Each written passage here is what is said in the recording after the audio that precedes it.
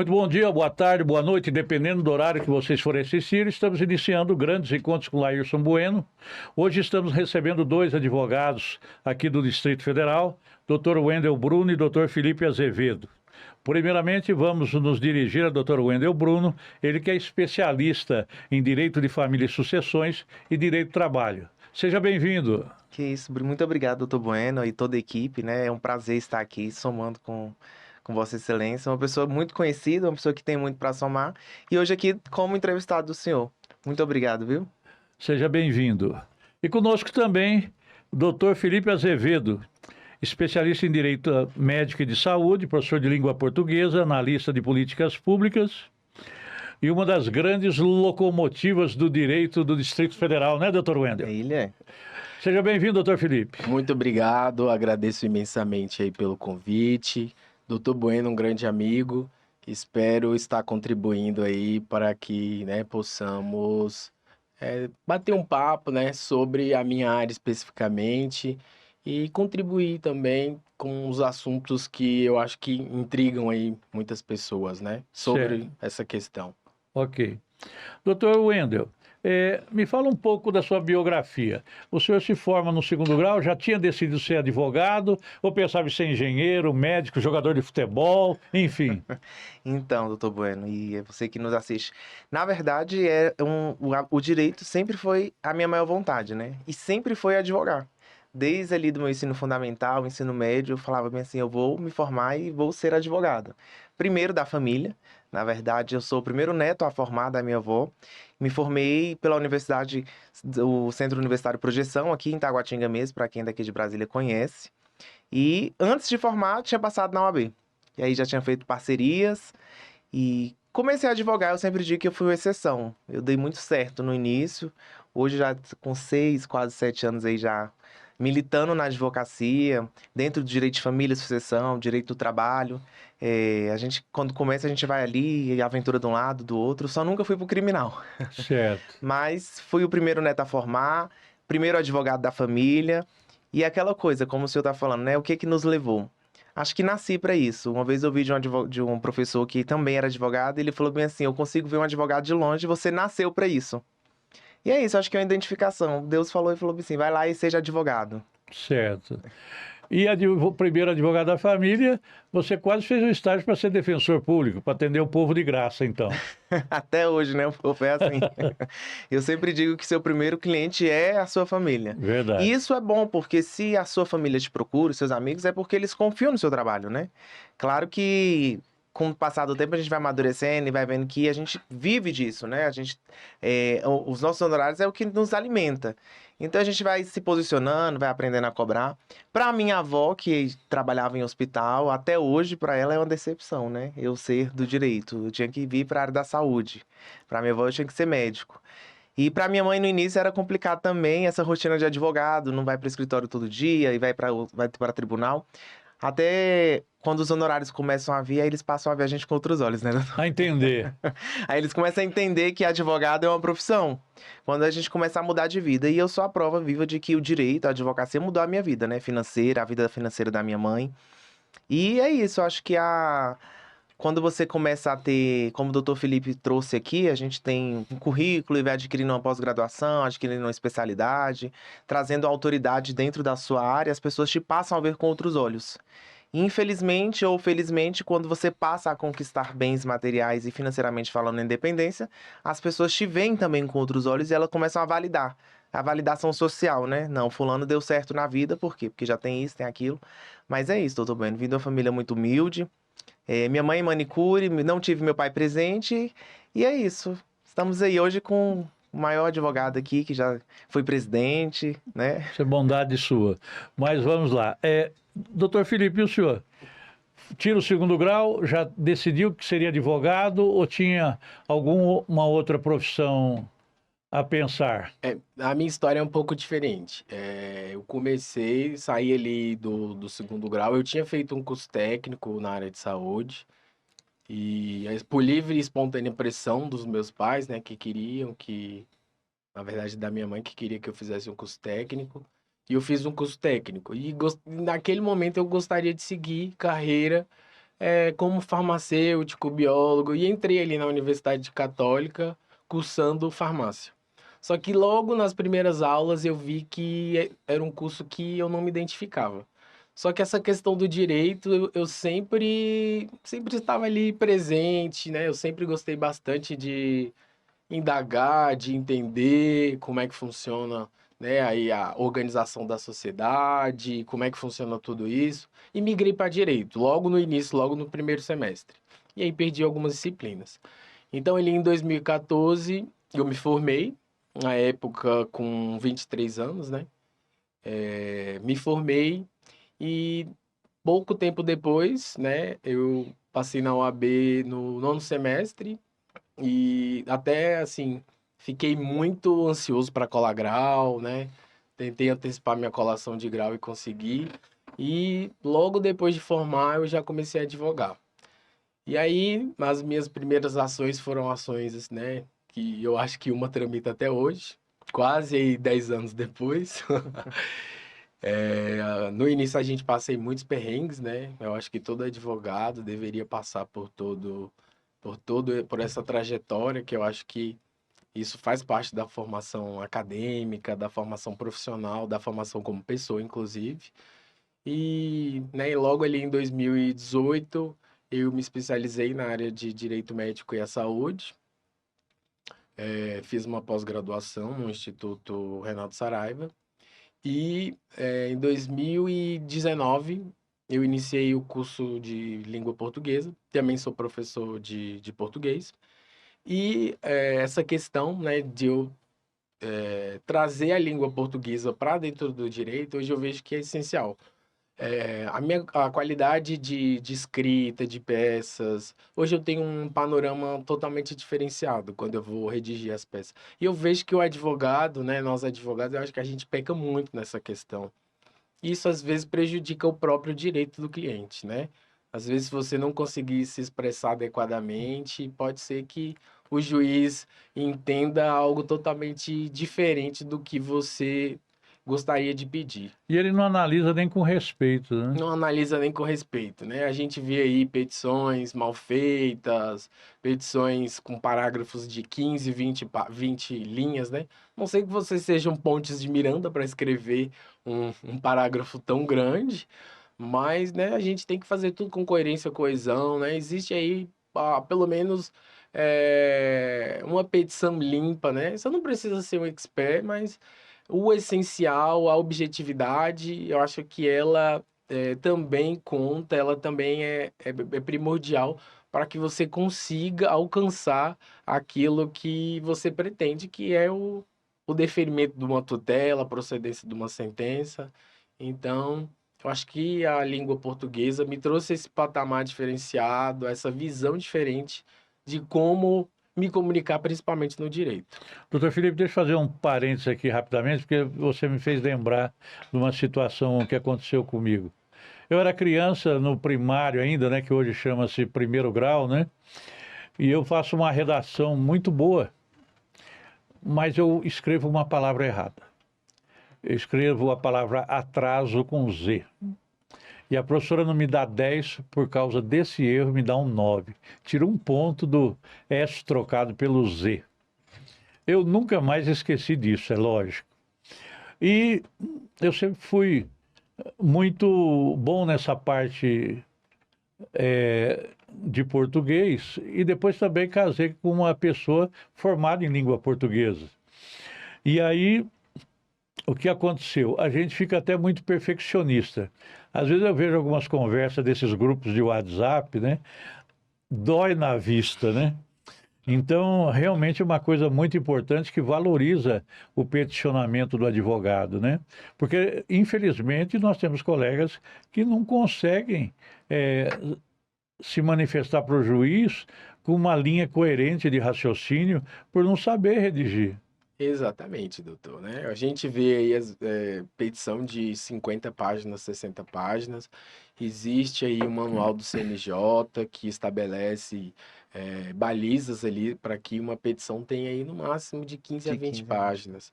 Então, na minha concepção, eu creio que qualquer direito e qualquer petição, ela não tenha que passar desse número.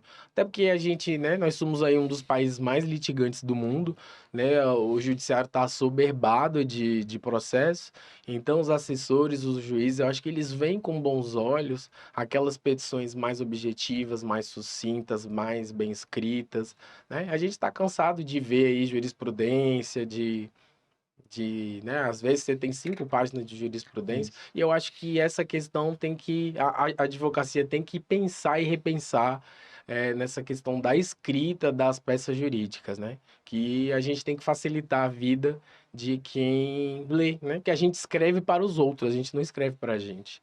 Então, eu acho que é uma reflexão, né? Que a gente tem que deixar para os nossos colegas advogados, né? Para serem mais sucintos, objetivos, né? Mais organizados, mais Verdade. claros. Sim. Mas aí você, retomando, aí você faz faculdade aonde? Eu fiz na Universidade Católica. Católica, né? Isso, Certo. isso.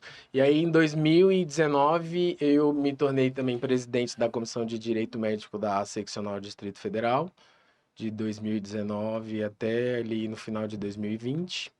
E em 2021, presidente da Comissão de Direito Médico e à Saúde da subseção do Riacho Fundo 1 e 2 e Recanto das Emas. Certo. Como estou, né? Ainda estou como presidente. Sim. Muito bem. Agora vamos voltar aqui com o Dr. Wendel Bruno. Sim. Vamos falar das especialidades dele. Ótimo. Direito de família e sucessões, Dr. Wendel. Tem que ter muita paciência para mexer com a briga Doutor. do divórcio, né? Em Eu- que as partes acham quem paga a pensão que paga muito e quem recebe que sempre recebe pouco, Pouco. né? Ah, é. E a partilha de bens, aquela confusão na hora de partilhar o bem, ainda que seja linearmente 50% para cada um, no caso de comunhão parcial de bens, mas aí eles vão construir a casa no terreno Da do sogra. sogro, da sogra, no fundo, e fizeram a benfeitoria, um tanque e um carramanchão. Isso. E aí, como que é lidar com isso? Tem que ter muita paciência, muita resiliência, doutor Wendel? Doutor, isso acontece quase nunca, né? Não, que isso? Isso acontece Sem quase contar que tem uns que nunca. querem partilhar até os talheres, É, né? Os verdade, talheres. é verdade. Como o doutor Felipe disse aqui, né? Nós somos um dos países que mais litiga no mundo. E para você que não está nos assistindo, você ouve isso, a advocacia no Brasil é uma das mais rentáveis do mundo, né? É importante a gente sempre, antes de entrar para responder o senhor, eu sempre ressalto a importância da advocacia. Eu sou advogado com muito orgulho. E respondendo o senhor sobre direito de família. O que acontece, doutor Bueno? Quando eu comecei a advogar, eu sempre digo que eu fui uma exceção, porque o meu primeiro grande contrato foi um inventário que até hoje rola. Então, assim, a gente está indo para 7 anos desse inventário, né? Claro que não foi por morosidade somente da justiça, entraram-se outros herdeiros, possíveis herdeiros. É um inventário que tramita também com imóveis fora de Brasília. E foi com esse primeiro inventário, né, essa primeira ação, que eu consegui adquirir ali o meu escritório. E até hoje rola. Eu acredito que, respondendo o senhor, a gente não tem que ter só resiliência, a gente tem que ter um pouco mais de empatia e sensibilidade, né? Eu sempre digo lá no escritório que o divórcio, ele uma das ações mais difíceis de fazer, porque quando você está divorciando alguém, você está abortando vários sonhos, né? Sonho de uma família, o sonho de construir uma casa, o sonho de ter uma viagem, são diversas coisas. Então, eu acho que o mais importante, antes da gente entrar na partilha, em tudo, é ter a sensibilidade de entender que ali a gente não é somente um divórcio, a gente está abortando ali diversas coisas, né? É um sonho de ter alguém, aquele sonho, porque na maioria dificilmente você vai ver alguém divorciar, eu estou com a minha vida tão boa aqui com meu marido, com a minha esposa, eu quero divorciar, né? Geralmente chega ali, já chegou, como diz o povo, o caldo já tá grosso. E aí a gente tem que ouvir, é igual você falou, é um pouco de psicólogo. A gente é um pouco de psicólogo. Fiz alguns cursos para poder entender isso, sobre mediação, sobre conciliação. É como o doutor Felipe estava dizendo aqui, a importância de você saber escrever para você não ofender a outra parte ali no divórcio litigioso, porque a gente está ali para defender o direito, né? E às vezes a pessoa vem e traz aquilo. Já fiz audiências onde uma juíza falou para a parte contrária: olha, a senhora tem que se conter, senão eu vou pedir para a senhora sair da audiência, porque estava trazendo coisas que não era do direito. Tem que ter sensibilidade, tem que ter empatia, tem que entender a dor do outro, né? Geralmente a pessoa tá ali querendo... Aí o senhor falou uma coisa, quer brigar por panela, mas às vezes aquela panela tem um valor sentimental.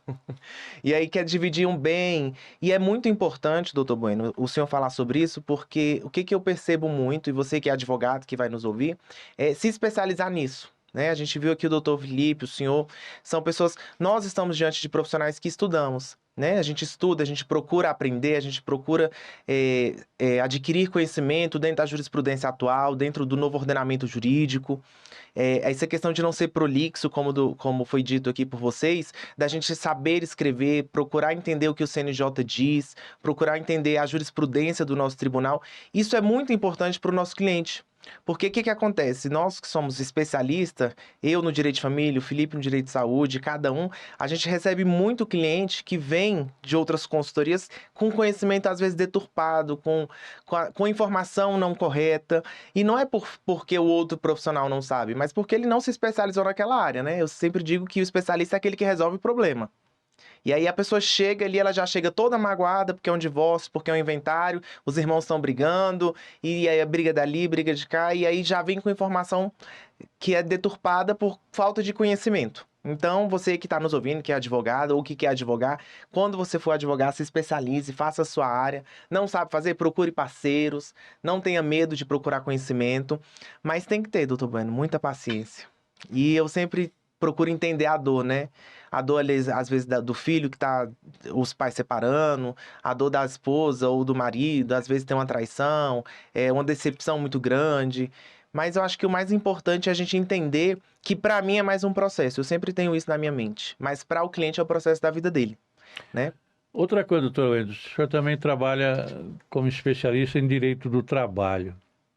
Há uns 10 anos atrás, existia, digamos, uma picaretagem na área do direito do trabalho, que era aquele advogado que botava o valor lá em cima.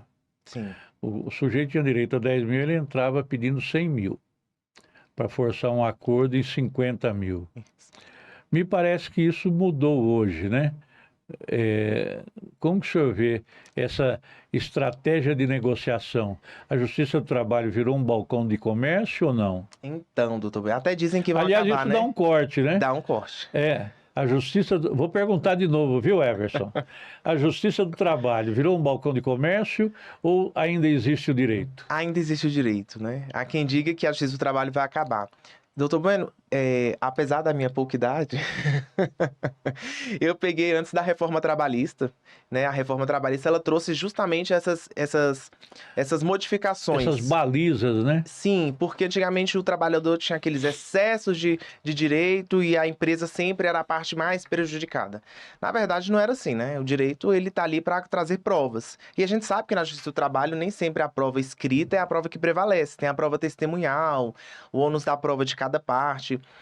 E o que trouxe o nosso novo ordenamento ali? Quando teve a reforma trabalhista, ela trouxe a obrigatoriedade da liquidação, né? Ou seja, quando nós vamos formular uma peça para o judiciário, que ainda dentro daquele tema que nós estávamos falando, de você saber escrever, saber pedir, ter congruência ali na sua fala para você escrever e pedir uma coisa dentro dos conformes, né? Hoje não, hoje a gente tem que liquidar tudo. Então, doutor Bueno, não existe mais essas ações milionárias se não for fundado. Né? O juiz, ele pode, ou ele arquiva o processo, dependendo do rito, ou ele manda intimar. Antigamente, como eu peguei ainda antes da reforma, a gente tinha um negócio de ordinarizar o rito.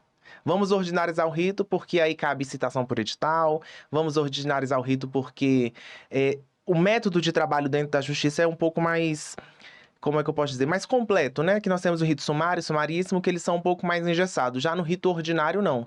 Então, eu ainda peguei essa época, doutor, de que a gente não sabe... a empresa fechou e não sabia onde estava. Bota aí um dano moral de 100 mil para ordinarizar o rito e a gente pede citação por edital. Mas, assim, respondendo o senhor, acho que a Justiça do Trabalho não. Ela não virou um balcão. Na verdade, ela está um pouco mais polida do que antes, né? A gente sabe que as ações trabalhistas diminuíram bastante. É uma justiça um pouco mais rápida. A gente sabe que o TRT-18 e o TRT-10 são referenciais no Brasil, de que é um pouco mais célere. Mas eu acho que deu uma diminuída e também não acho que vai acabar, né? Eu acho que ela deve melhorar. Mas aí acho que ficaria para outro podcast. Eu acho que a gente está caminhando para uma evolução, né? Então, a Justiça do Trabalho hoje está mais justa. ela não tá tão cega, né? Ela tá mais, É, vamos dizer assim, porque ok. o senhor me coloca em maus lençóis. Os meus clientes empregados, os meus clientes empresários. Mas assim, doutor E Bueno, para que tipo de empresário você trabalha? É sindicato, prestadores de serviço, construção civil? Que área como que mais? funciona hoje, doutor Bueno? O contencioso do escritório são os reclamantes, mas nós prestamos consultoria e serviço também para empresas, né? Quais Certo. tipos de empresa? Hoje a gente tem muita demanda de barbearias, que são pessoas que têm contrato com a gente fixo, empresas que prestam serviços para outras empresas, a gente tem bastante demanda, porque com a evolução da Justiça do Trabalho, do ordenamento trabalhista, onde a gente teve a possibilidade do contrato intermitente, algumas empresas que a gente presta consultoria trabalham dessa forma, né? Elas comunicam o empregado, olha, tem tal dia a gente vai fazer tal serviço em tal local, você pode ir, se não pode dar dispensa, né? Antes de 24 horas dentro da lei. Então hoje a gente tem esse trabalho mais como que a gente pode dizer? Antes de evitar a judicialização da ação, a gente faz esse trabalho de consultoria, né? Então, hoje, as empresas que eu presto consultoria são muitos do ramo de barbearia, onde tem um salão parceiro com barbeiros, né? Eu tenho, graças a Deus, eu tenho também do ramo de drogaria, eu tenho bastante clientes do ramo de drogaria, onde eles prestam serviço, às vezes, por contagem de produtos, que a gente chama de estoquista, para saber quantos produtos tem dentro de uma loja, a gente chama de contagem, então essas pessoas são contratadas para contar. Eu tenho vários clientes desse ramo, mas hoje a minha maior parte são reclamantes e clientes de drogaria, né? Eu trabalho muito para reclamada drogarias. No ramo drogaria. Isso. Ok. A questão do livro de ponto e do ponto eletrônico. É, o ponto eletrônico eu imagino ser o ideal. Sim. Mas o livro de ponto é seguro para evitar o empregador de pagar hora extra absurda quando o empregado coloca o horário que ele quer de saída no livro? Como diz o senhor, isso aqui dá um corte. É, Doutor Bueno, é o seguinte, sobre o controle de ponto, né? A gente tem uma evolução muito grande hoje sobre esses controles de ponto, que é o ponto eletrônico, né? Com a digital. E o que que acontece? A gente tem que analisar a convenção coletiva de cada segmento e as empresas que têm menos de 10 funcionários não têm essa obrigatoriedade de controlar o ponto. Mas é muito importante para você que é empresário, que está nos ouvindo, entender que a Justiça do Trabalho, ela tem o poder de dar o direito ao empregado, mas ela também tem o poder de falir e fechar empresas, né? Então, às vezes, você tem aí um número imenso de funcionários, sua folha de pagamento é imensa, mas você não tem um bom jurídico e, em virtude disso, você é acionado na Justiça do Trabalho. E aí você pensa, é só mais uma ação. Não é só mais uma ação, né? É uma que leva a outra. E essa questão do ponto é a seguinte, eu acho que tem que ser analisado pelo advogado, pelo contador, e a empresa tem que se resguardar. Se ela tem condição de botar o ponto eletrônico, ela coloque. É um investimento, tá? Porque às vezes a pessoa fala, eu vou pagar o sistema, eu vou pagar o ponto, mas é um investimento que pode evitar um prejuízo muito grande. É como o senhor está falando, se você pega uma empresa que trabalha de domingo a domingo, uma empresa que trabalha em horário noturno, e a empresa não tem como provar isso, sendo o ônus da prova dela, aí fica difícil para o advogado trabalhar, né? aqui em Águas Claras nós temos muito as terceirizadas trabalhando em condomínios, né? Porteiros, pessoal de limpeza, né? Encarregado, né? E tem esse problema às vezes do ponto, porque o ponto não é eletrônico. A gente fala folha de ponto, né? Que É. a contabilidade manda e a pessoa assina. E é muito importante já vai uma dica jurídica aí, tá? É. É muito importante ter essa orientação jurídica para não ter um ponto britânico, né? Que é aqueles horários idênticos de entrada, de saída, porque é nulo na Justiça do Trabalho. E o senhor aceita trabalhar para condomínio? Eu Advogar eu pra advogo condomínio? para um condomínio. Certo. Eles dão trabalho, e viu? para terceirizada também se chamarem, né? Doutor Bueno, eu advogo para quem tá me contratando. Tá certo. Olha, tem no direito tributário tem um princípio que o dinheiro não tem cheiro, né? É verdade. Os honorários também não. Me fala agora o seu e-mail, o seu Instagram, o seu telefone, para que a nossa audiência possa tomar conhecimento. Tá, o meu E Instagram... o nome completo? Sim, o meu Instagram é Wendel Bruno com 2 Os, né? Meu perfil ele é aberto. É Wendel Bruno de Oliveira Sá, sou advogado aqui em Brasília, com sede em Brasília, mas advogo em outras em outros estados, né, do nosso Brasil. O meu telefone é o 984530956 e você pode colocar no meu site também, wendelbruno.adv.com.br. O senhor vai me encontrar lá no meu site, no meu Instagram, que é rede Muito social. chique, né, não, doutor? Aqui, Verdade. TikTok. aqui é só advogado de alto nível. Mas, doutor Bueno, sabia que o Felipe é meu amigo há muitos anos, conheço o doutor Bueno, e o Felipe, ele é um advogado que eu me inspirei muito pela qualidade de trabalho dele. Eu conheço o Felipe, não é porque é meu amigo, mas porque a gente tem que se espelhar em pessoas, né? O senhor esteve aqui com a doutora Josi, que eu chamo de minha mentora, eu sempre falo que ela é minha professora, né? Eu não gostava de direito de família, então eu passei a gostar por causa dela. Eu trabalhava num escritório muito grande aqui de Taguatinga como direito do trabalho, então a minha expertise em direito do trabalho veio do meu estágio. Comecei no estágio e aí entrei no direito do trabalho e eu confesso pro senhor que eu tento sair, mas não tem jeito. Sabe? Fui cortar o cabelo um dia, aí o dono da barbearia falou bem assim, doutor, você é advogado, fui processado, aí não tem jeito, né? A gente vai dispensar o cliente. Não tem jeito. Aí depois disso eu fui pro direito de família, mas é assim, eu tive um advogado, muitas pessoas me ajudaram no início, e um advogado falou uma coisa pra mim há muito tempo. Ele falou, eu ainda advogado há 12 anos e eu não descobri qual é a minha área do direito. Aí eu falei, por quê? Ele, porque o direito todo dia muda e todo dia a gente aprende uma coisa nova. E eu aprendi, eu gostei muito disso, sabe, doutor Bueno? Eu tô me especializando agora em licitação, aí de primeira mão pro senhor. Já tô indo pro meu terceiro curso sobre licitação e trabalhei em órgão público também na fiscalização de contrato trabalhista, que é uma coisa que me perseguia. A gente fazia ali a fiscalização de FGTS, o que o senhor disse aí sobre o condomínio, né? O Aham. condomínio tem a obrigatoriedade de fiscalizar a empresa que presta serviço, senão ele pode ser responsável, né? Então, assim, o direito do trabalho sempre me perseguiu. E aí hoje eu já tô indo assim, estudando licitação. O importante é a gente estar sempre aprimorando, né? E não fazer um serviço de qualidade ruim para o seu cliente.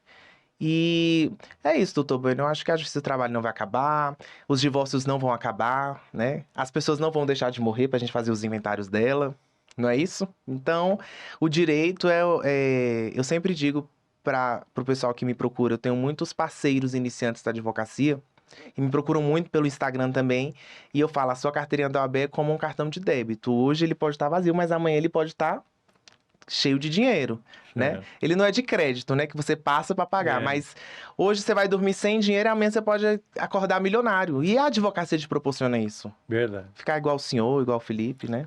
Amém. Felipe é um dos advogados mais ricos que eu conheço. Eu recebo, senhor. Conhece 32 países, não é para qualquer um, não. Então, recebo. vamos começar com o doutor Felipe pelo final da sua resposta, né? Queria que o doutor Felipe desse o telefone dele, endereço, e-mail e tal, né? E provavelmente quando ele vai falar o que você falou, que trabalha, atende em Brasília e outras capitais, ele vai falar as capitais litorâneas, né? Mas diga aí, Felipe. Gosto muito de uma praia, isso eu não vou negar, não. O meu Instagram é Dr. Felipe Azevedo Advogado. Explica o Felipe, é com E, né? F-E-L-I-P-E. Isso. Isso, Azevedo, né, do meu sobrenome, Com Z de zebra. com Z de zebra advogado. Certo. Isso, meu telefone é 619-8182-0336. E eu também atendo em todo o Brasil, né? Certo. Hoje o PJE e os processos eletrônicos nos permitem a gente atender aí em outros lugares. Então, Felipe, aí vamos falar um pouco da especialidade aí. Vamos falar de direito médico, né? De língua portuguesa você já falou um pouco na resposta anterior. E você também é analista de políticas públicas. O que faz o analista de políticas públicas? Dentre as carreiras do GDF, praticamente todas as secretarias possuem analista de políticas públicas. Então, nós temos analista de políticas públicas na Secretaria de Justiça, na Secretaria de Turismo, na Secretaria de Educação, que é a secretaria na qual eu me enquadro. Temos analista de políticas públicas na Secretaria da Mulher. Então, são profissionais que, na maioria das vezes ali, estão na ponta de algum tipo de fiscalização de contratos, né? Fiscalização, às vezes, de alguma prestação de serviço, fiscalização de, né? Muitos trabalham em ouvidorias, né? Aí, na verdade, nas ouvidorias, nas corregedorias e nas controladorias do GDF, somente os analistas em políticas públicas podem trabalhar, porque são servidores de carreira. Então, os analistas em políticas públicas, né, seja qual foi o órgão, né, do Distrito Federal, eles trabalham mais nessa ponta ali que somente os servidores de carreira podem ocupar. Muito bem. Eu vou pegar um gancho nisso que você falou, para falar de uma situação bíblica de política pública e para a gente adequar a regulamentação que hoje ocorre na Secretaria de Saúde. É, na Bíblia tem um trecho em Marcos capítulo 5 que fala de uma mulher de fluxo de sangue que tinha 12 anos, que menstruava sem parar. E ela estava louca para. Ela já tinha gastado todas as suas economias, não tinha mais chance quase nenhuma de sobreviver. E aí ela ouve que Jesus vai passar pela cidade dela e ela corre o risco de ser apedrejada para chegar em Jesus. Porque não existia uma política pública. Então ela vai se esgueirando no meio da multidão, porque era considerada uma mulher imunda. Naquele tempo não havia absorvente higiênico, né? Era o trapo de imundície que se colocava para se proteger daquele vazamento sanguíneo, né? Da menstruação. E aí, se ela fosse descoberta, ela seria apedrejada. A política pública que existia era essa, né? Da morte por colocar em risco o restante da população pela contaminação. E ela vai se esgueirando no meio da multidão e toca na orla da veste de Jesus. Não toca em Jesus para não contaminá-lo na cabeça dela, mas toca na orla da veste de Jesus e é curada imediatamente. Hoje em dia, as pessoas às vezes têm muita dificuldade na área de saúde, e aí eu falo com você como especialista também em direito médico e em analista de políticas públicas. Então, serve para os dois casos, vem a calhar o exemplo. Pessoas que estão com câncer ou que precisam fazer uma simples operação de vesícula no Hospital de Samambaia, às vezes estão ficando 90, 120 dias aguardando por uma operação. Uma pessoa de idade desse tipo, ela tem muita dificuldade. Uma pessoa com câncer que tem o fígado esquerdo totalmente tomado por tumores e que precisa perder aquele fígado, mas para isso ela precisa que o fígado do lado direito esteja na sua plenitude de funcionamento. Ela precisa fazer alguns exames para estancar aquelas células tumorais. E ela vai fazer um exame no HUB, por exemplo, e eles têm uma equipe médica muito boa que faz o exame, mas aí o aparelho é no Santa Lúcia, que é particular. Por exemplo. Mas do Santa Lúcia ou qualquer outro. Eu não devia nem citar o nome de hospital. Mas assim, num hospital particular. E aí vem um orçamento de 216 mil. E aí a pessoa fica no desespero, porque ela não tem a condição, e ela tem que fazer aquela famosa vaquinha eletrônica, ou um catado de dinheiro com os parentes, se tiver, né? Ou ela tem que tentar um sequestro de dinheiro junto ao GDF, no caso de Brasília, né? E nos outros estados, com os seus respectivos estados, né? Você não acha que o analista público deveria ter um pouco mais de força junto ao Estado para trabalhar essa regulamentação de uma forma mais rápida?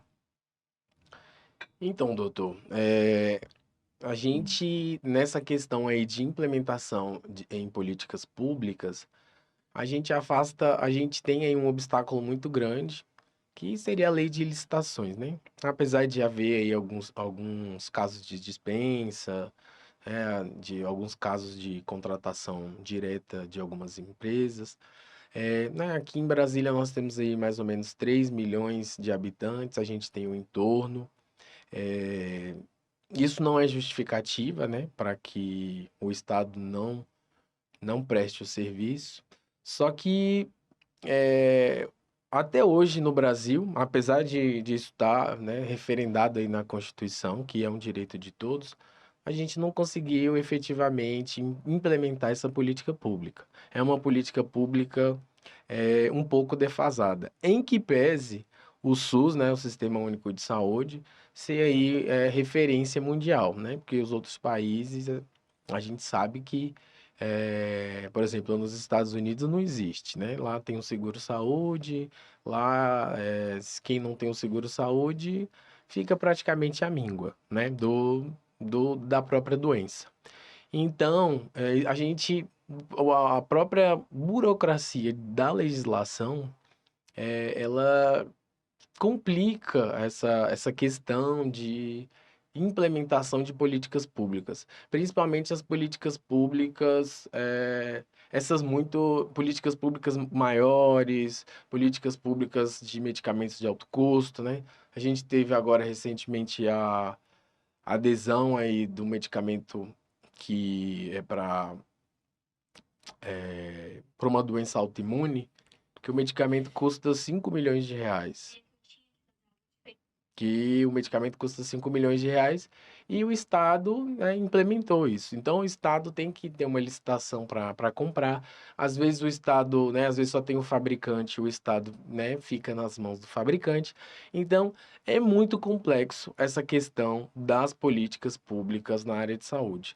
Eu acho que isso tem que passar por uma grande reforma e colocar isso na mão do gestor e do político, eu também vejo que não é a saída, porque apesar da gente ter o orçamento, apesar da gente ter o pessoal, a gente tem a legislação. E o administrador público, ele só pode fazer aquilo que está na legislação, né? A gente não pode, de alguma forma, dar um jeito, ver o que pode ser feito. Isso não pode ser realizado. Então, infelizmente, no Brasil, nos grandes centros, as políticas públicas, elas ainda carecem de muitos anseios, né? A gente não tem uma política pública efetiva para atender aí os anseios da sociedade.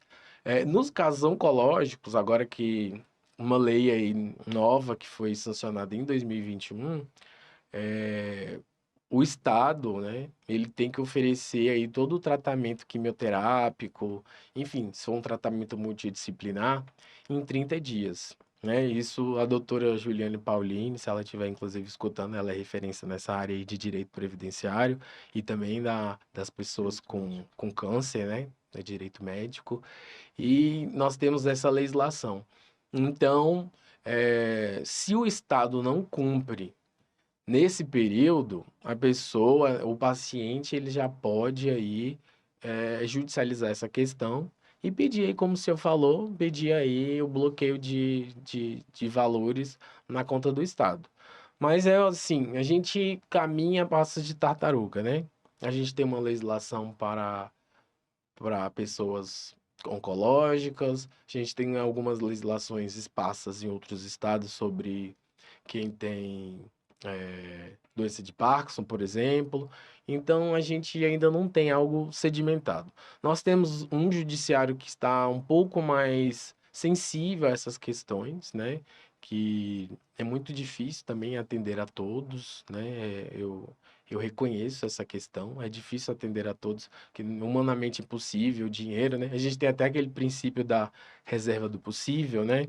Que às vezes o orçamento do Estado, você tem ali 100 milhões para gastar com saúde, né? Eu estou dando um exemplo em algum município, e às vezes chega alguém com um tratamento que custa mais ou menos o valor do próprio orçamento do município. Isso, a gente se esbarra nessa questão e isso acontece com muita frequência. Então, às vezes fica na mão ali, infelizmente, eu já vi muitos juízes de dizerem isso, às vezes, infelizmente, fica na mão do juiz, né? Dizer ali como é que ele vai fazer essa distribuição. Porque realmente é algo muito complexo, é algo muito difícil de tocar. Doutor Felipe, na época da pandemia Covid, o governo do Distrito Federal criou o IGES, Instituto de Gestão Estratégica da Saúde. E um dos grandes benefícios para o governo do estado do IGES é dele ter mais flexibilidade nessa questão da licitação. Inclusive na compra de insumos hospitalares. O senhor acha que essa estratégia do IGES poderia ser adotado para um grande mutirão para colocar as cirurgias de emergência e até as eletivas em dia? Acho que pode ser sim uma estratégia eficiente, né? A gente já tem aí mutirões, né, de catarata, essas cirurgias que são mais simples, né? Mas elas têm dentro da Secretaria de Saúde. Isso. Aí eu pergunto se num esquema pelo IGES isso poderia ser possível para desafogar essa área com a contratação de hospitais, anestesistas, etc., para dar uma agilidade nessa área e diminuir o tempo de espera de 90 ou 120 dias para 10 dias. O senhor diz o IGES contratar profissionais.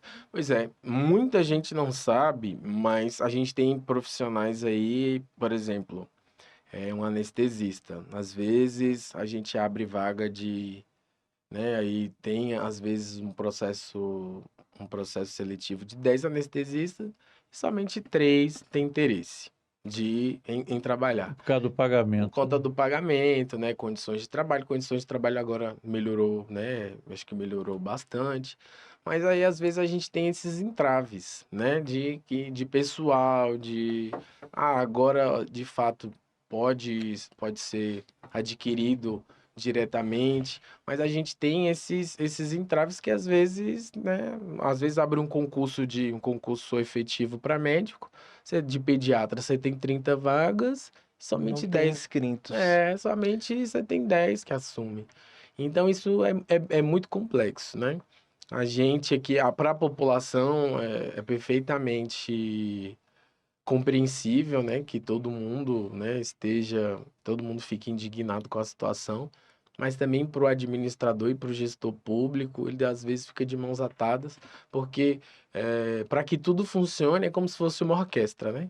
Então, se você tem ali alguém que não está efetivamente Dentro da orquestra. dentro, né, não está orna, né? alinhado, né, não está alinhado, possivelmente não vai funcionar de alguma forma. Ok. Doutor Bueno, eu queria só comentar uma coisa. O doutor Felipe trouxe, o senhor trouxe uma pauta.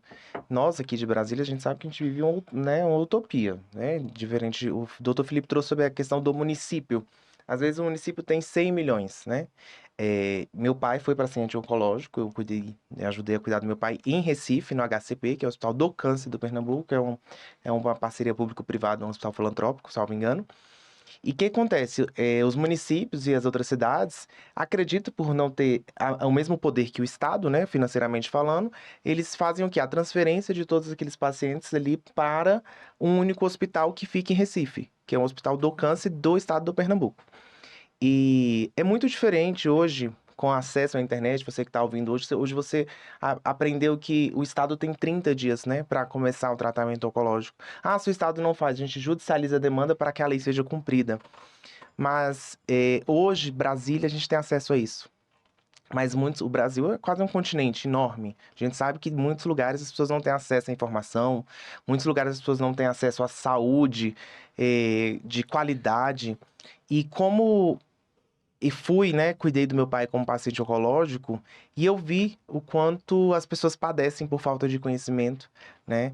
E também vi o quanto o SUS é eficiente, o quanto o SUS ajuda, né? Porque é um tratamento muito caro de radioterapia, de quimioterapia, de dieta, de tudo, e o Estado ali funcionou. Eu sempre digo que meu pai teve um bom tratamento devido à família dele ter acesso a colocá-lo no hospital com muita praticidade, devido à sua irmã ser da área da saúde, onde eu também, se precisasse, como advogado, poderia judicializar as demandas, como o doutor Felipe disse, previdenciariamente falando, mas como brasileiro, fico feliz pelo SUS, né? Meu pai foi paciente do SUS, eu acompanhei de perto. E fico triste em saber, como o doutor Felipe disse, não vem só da legislação, da gestão, é uma série de coisas que precisam ser melhoradas, né? E é isso, doutor Bueno. Eu digo paciente porque a gente se torna paciente junto com a pessoa que está tratando, né? Verdade. E o que mais me deixou triste era as pessoas padecendo por falta de conhecimento, sabe? Às vezes o tratamento não era adequado, não recebia dentro do prazo adequado por falta de conhecimento, por não saber exigir o seu direito. E aí a gente tem várias pessoas padecendo, né? Ele citou a doutora Ju, ele citou aqui o município, e é isso, eu acho que a gente tem que melhorar, né? A gente tem que melhorar, eu sempre digo para as pessoas, o dinheiro do Brasil não sai somente pelos deputados e senadores, mas pelos municípios. Para onde vai o dinheiro dos municípios? O que que o município investe desse dinheiro, né? Doutor, ainda só puxando um gancho, eu creio que muitos advogados, né, inclusive os que nos assistem, não têm esse conhecimento, mas existe uma recomendação do CNJ, de que aqueles pacientes que estão aguardando entre 90 e 120 dias, o SUS tem que obrigar, o SUS é obrigado a eh, dar ali o tratamento que ele necessita. Inclusive, ele estará elegível a entrar, né, com um pedido judicial. Isso já foi aí discutido amplamente aí pelo tribunal, e o tribunal, em meias palavras, disse: o direito não socorre aos que dormem. Então, se você aí está aguardando há 90 dias, né, às vezes está precisando de um procedimento cirúrgico, há 90 dias, e o Estado não conseguiu te atender em 90 dias, você já está apto a judicializar o seu caso, né?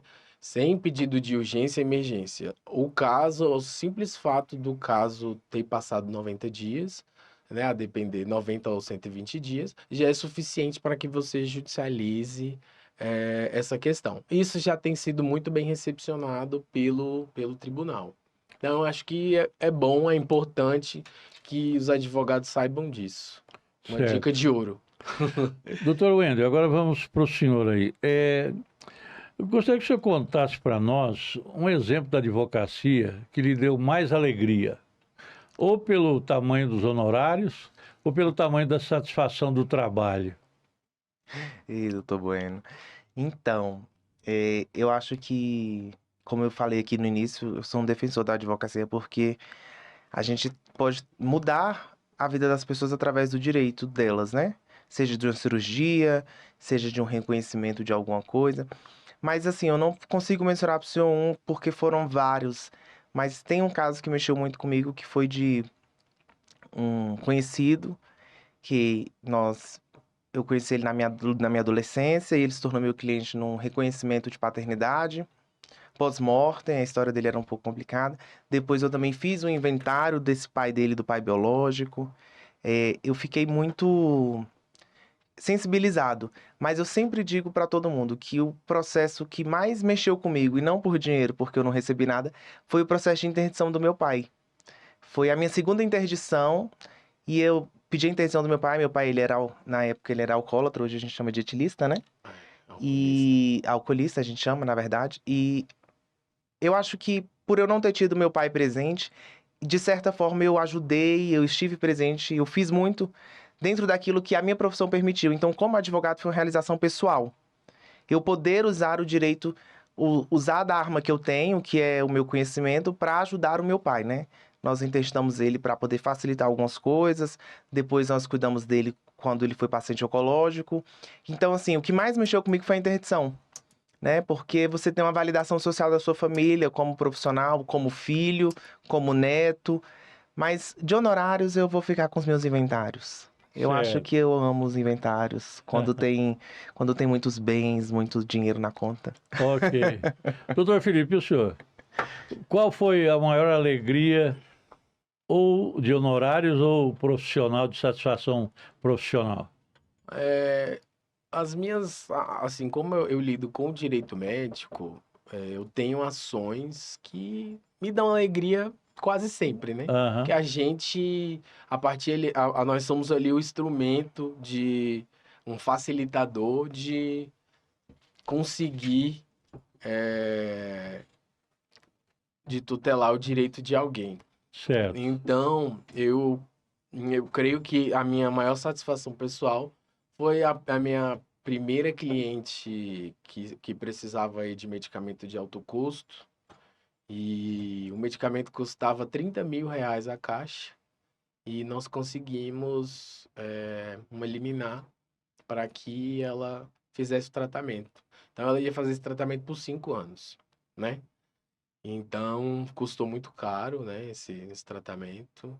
E eu acho que, como foi assim, uma das minhas primeiras ações de direito médico, eu acho que foi uma das maiores A satisfações grande mesmo. satisfação, E né? de honorários, eu acho que uma das ações do BRB, talvez. Umas ações do BRB que, né, eu já acho que já tem muitos anos. Talvez isso até lembre. E aí você pegou o dinheiro e viajou. Eu peguei o dinheiro E tá gastando até hoje. Há indícios, há sinais de que até hoje ele gasta esses honorários. Você acredita? Maravilha, Olha, hein? eu já viajei com o Felipe. É difícil acompanhar ele, viu, doutor Bueno? Tem que ter um black. a vida é só uma, né, doutor? A Tá certo, tem vida, que até onde aproveitar, eu né? sei. Mas a vida é melhor quando é só uma com um cartão igual do senhor, né? Ah, tá bem. Falar nisso, daqui a pouco tá chegando aí a doutora Pâmela, né? Já Sim, está nos assistindo, né? é um prazer. Doutora Pâmela também é uma colega cara, viu? É? Sim. Ela A cobra gente bem. vê, a gente vê. Pamela, eu gosto muito, a gente tem uma conexão Ô, e é doutora uma Wenda, admiração. nós não podemos falar muito da doutora Pâmela, porque daqui a pouco ela vai dar entrevista, né? Senão os honorários dela ficam mais Mas o caros. guarda-roupa dela deve ser uns 30 mil por mês. Eita, ferro. A gente tem que andar com esse pessoal, né, doutor? É, Eu gosto sempre de abraçar essas pessoas para ver se a prosperidade vem. um chamariz, né? Mas agora vamos falar da parte triste da advocacia, se é que vocês entendem dessa forma. Mercado de trabalho está saturado com essa quantidade de advogados que formam mensalmente quase nesse país? Doutor, nós temos mais advogados que o mundo inteiro, né? É. Eu acho que muita gente não sabe disso. É. Nós temos mais faculdades de direito do que o mundo inteiro também. Verdade. Nós atualmente temos aí 1.400.000 advogados, se eu não me engano. Acho que a gente já deve estar mais ou menos nesse patamar. Eu creio, né, no meu pensamento, eu acho que o profissional, apesar de ser quase um clichê dizer isso, eu acho que o profissional tem que se destacar. Eu não, né, assim, após reflexões, né, enfim, após verificar as questões de mercado, eu decidi atuar na área de direito médico, que para mim tem me dado uma rentabilidade legal e é um nicho muito específico, né? E eu vejo que hoje em dia, no direito médico, já existem, né, nos congressos que eu participo, já existem subnichos dentro do direito médico. Ou seja, às vezes o advogado se especializa em pessoas que são Autista, que tá muito em autistas, que alta. são autistas, né? Que existe ali o tratamento ABA, que é muito caro. Então, tem advogados que especializam só nessa parte. Tem outros advogados, às vezes, que se especializam somente em erros médicos de cirurgia plástica. E a gente percebe que esses subnichos, eles estão aí cada vez mais fortes. E o advogado generalista, ele está ficando para trás, né? Porque hoje em dia, quando a gente vai se consultar com algum médico, a gente não quer ser atendido por um clínico geral. É interessante você falar isso, porque antigamente se entendia que a grande pegada, a grande malandragem, no bom sentido, seria ser generalista, porque pegava de De tudo, tudo. né? E hoje é, a especialidade tem sido uma coisa estratégica, né? Uma situação estratégica para esse faturamento, como você está falando, né? Eu acho que dá mais credibilidade, inclusive, É. para o profissional, né? Eu acho que eu me especializando, eu vou ter muito mais tempo de estudar, de me dedicar, de participar de congressos da minha área. Então, quando chega um assunto, eu já vou saber estruturar aquele assunto, eu já vou saber quais são os documentos necessários, qual que é a tese que eu vou adotar. Talvez um colega que não tenha a mesma vivência que eu tenho e que eu tive, talvez ele não vá saber. Isso eu vejo na prática. Às vezes eu vejo algumas ações de direito médico, eu falo, nossa, perdeu dinheiro, né? Um exemplo clássico. Às vezes, o valor da cirurgia custa R$ 200.000. O colega coloca como valor da causa R$ 10.000. Ele perdeu aí R$ 19.000 de honorários. Porque, né, a gente sabe que 10% de honorários do valor da causa, do proveito econômico, seria R$ 20.000. Então, esse é um fator que, além de ser aí, né, que eu penso que isso demanda conhecimento, né? Eu penso Expertise, que né? isso, a especialidade, né? Você se especializar cada dia mais, eu acho que é um diferencial na sua carreira. Porque quando você diz assim, o Felipe, direito médico, aquilo, a primeira pessoa que você vai pensar, talvez seja eu, né, doutor? Exato. Espero que É, sim, né? Sim. Então, acaba que aquilo ali até mentalmente, eu acho que você fica reconhecido na advocacia pela sua especialidade, por aquilo que você atua. Então, eu acho que, né, essa questão aí dos advogados generalistas, ela tem ficado para trás, e eu acho que cada vez mais essa questão da advocacia mais especializada, mais nichada, eu acho que é o que vai acontecer e é o que está acontecendo. Respondendo à pergunta do senhor, não está saturado. Eu acho que tem profissionais bons, tem profissionais que não são tão bons, como o Felipe explanou muito bem aqui. E é como eu disse no início para o senhor, né? Especialista é aquele que resolve. É como o Felipe falou, a gente que estuda, especialista, a gente sabe o caminho, o trâmite ali é um pouco, às vezes, mais rápido, mais efetivo. E sempre digo isso para as pessoas que me procuram. 70%, ontem eu até conversei com a doutora Pamela sobre isso, 70% das pessoas que me procuram hoje são advogados, porque não sabem fazer inventário, não sabem fazer uma partilha de bens. E todos os dias eu recebo ligação de advogados para poder saber fazer partilha de bens, qual o procedimento de solução. E qual é o nosso diferencial? É saber fazer, se tornar uma referência dentro disso e entender que todos os dias, no meu caso, pessoas casam, divorciam, pessoas morrem todos os dias. Então tem cliente pra gente todos os dias. No caso do doutor Felipe, todos os dias algum direito à saúde vai ser negado, né? E assim é de todos os nichos. Todo Sem, dia alguém vai preso. sem contar os erros médicos, né? Porque aqui, no caso do doutor Felipe, é o direito à saúde e o direito médico, né? Às vezes defendendo o médico, às vezes defendendo o paciente. Então, eu sempre digo isso, não tenha medo do mercado. Seja diferente no seu mercado. Mas, E seja Wendel, solidário. o último corte, vamos lá. Ele O, gosta de me dar corte.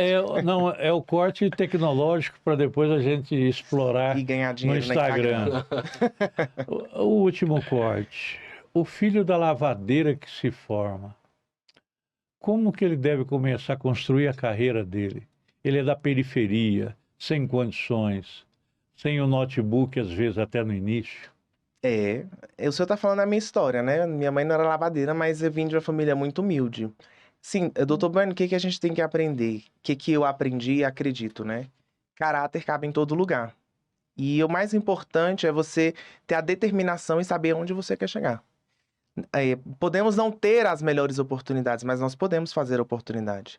Tem uma música que diz que quem sabe faz a hora, não espera acontecer. E eu coloquei isso na minha cabeça desde cedo. Então eu acho que eu não tenho os meios no momento, mas este momento não pode me definir, né? E eu sempre digo isso, você que às vezes é humilde de condições financeiras, você não tem que ter orgulho e você tem que ter consciência de que para você conquistar lugares, você tem que ter humildade. Então, assim, humildade, conhecimento e se destaque através do estudo, como nós falamos aqui, estude e se capacite. Então, respondendo à pergunta do senhor, como se destacar?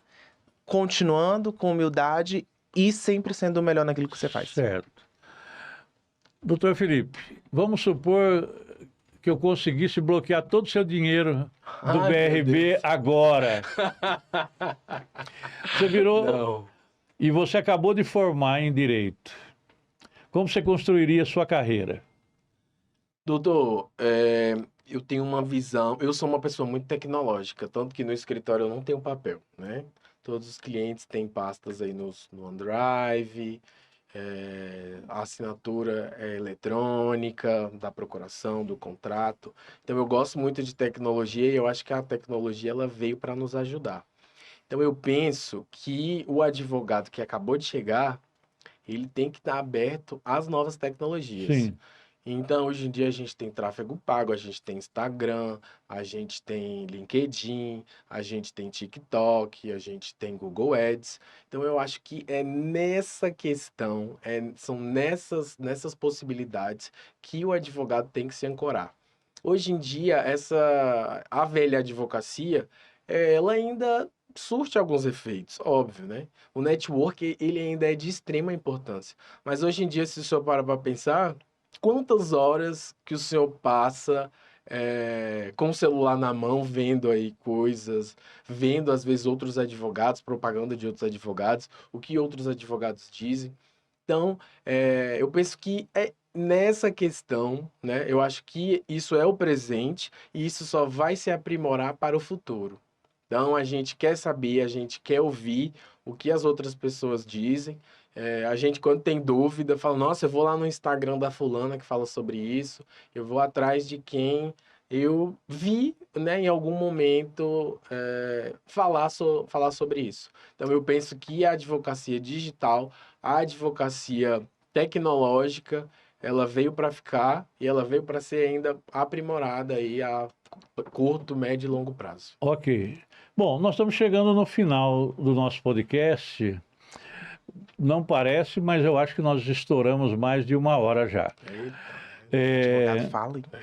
Então eu vou passar para o Wendel Bruno fazer as suas últimas considerações e falar o seu Instagram, o seu e-mail novamente, número de telefone, fica à vontade para despedidas, né? Ótimo. Dr. Wendel Bruno, que é especialista em Direito de Família e Sucessões, Isso. especialista em Direito do Trabalho, e naquilo que o Felipe falou, hoje é o rei de atendimento às drogarias, né? Graças a Deus. Então é isso. Muito obrigado, doutor Bueno, pessoal dos Grandes Contos, a equipe, muito obrigado. Você que já não nos conhece, está aqui fora de Brasília, a gente atende, né, de forma virtual também e até presencial. O meu Instagram é Wendel Bruno, com 2 Os no final. E o meu telefone é o 61, né, nós falamos de Brasília, 84530956, adiciona o 9. Muito obrigado, doutor Bueno, é sempre um prazer estar com Vossa Excelência. E espero que a gente volte para falar mais tempo, né? Porque o que é 1 hora para advogado, né? Verdade. O povo que fala. Doutor Felipe. Eu também agradeço imensamente aí ao Dr. Bueno, à equipe do podcast Grandes Encontros. Eu acho que foi uma oportunidade muito legal da gente falar um pouco aí sobre o direito médico, que às vezes o direito médico fica muito distante, né?